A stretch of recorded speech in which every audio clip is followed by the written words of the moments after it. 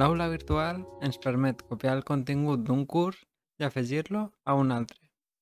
Per fer-ho, hem de tenir accés als dos cursos amb el rol de professorat.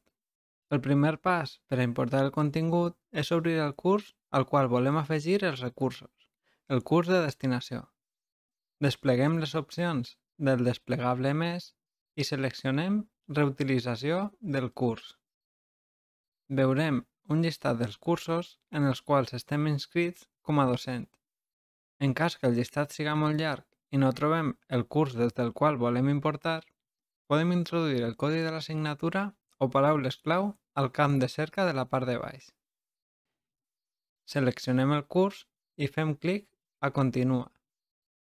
En la pàgina de configuració inicial marquem quines parts del curs d'origen volem importar.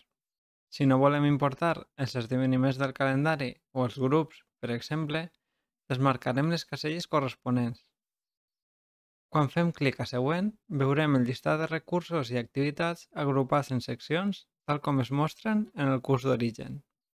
Tots venen marcats per a ser importats, però podem desmarcar aquelles seccions completes o aquells elements individuals que no volem passar al curs de destinació. Com que a l'hora de crear un curs ja apareix automàticament un fòrum d'avisos i notícies, desmarcarem el del curs d'origen per tal de no duplicar-lo. De la mateixa manera, si haguem penjat un PDF amb qualificacions de l'alumnat de l'any anterior, caldria desmarcar-lo.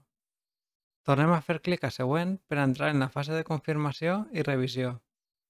En aquesta pàgina trobem un llistat amb tot el contingut del curs d'origen. Els elements que tenen una marca de verificació verda s'importaran al curs de destinació.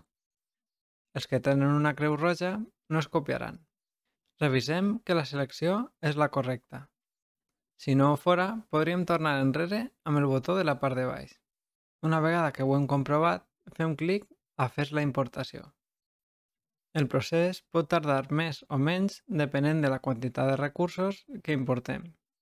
Quan hagi acabat, apareixerà un missatge informant-nos que la importació ja s'ha completat.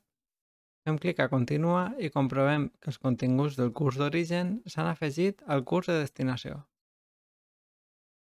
Recordeu que els elements que hem importat són independents dels originals, així que les modificacions que fem en un curs no es veuran reflectides en l'altre.